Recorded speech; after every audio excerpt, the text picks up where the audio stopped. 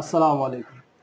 এই যে আমার স্প্রে করা অলমোস্ট শেষ। আপনারা দেখেন একদম প্রতিটা ডগায় ডগায় যেখানে মুকুল আছে কিংবা আম আছে, মানে মুকুলের ফুলের শেষে তো আমের যখন গুটি আসে তখন ওষুধগুলো দিতে হয়। প্রত্যেকটা আমের গোড়ায় গোড়ায় যাতে ওষুধগুলো একদম সুন্দরভাবে লেগে যায়।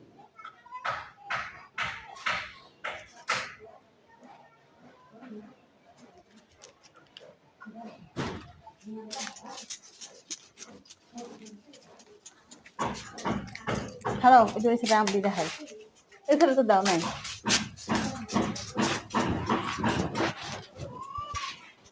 শুকা যেতেছে তো দেওয়ার সাথে সাথে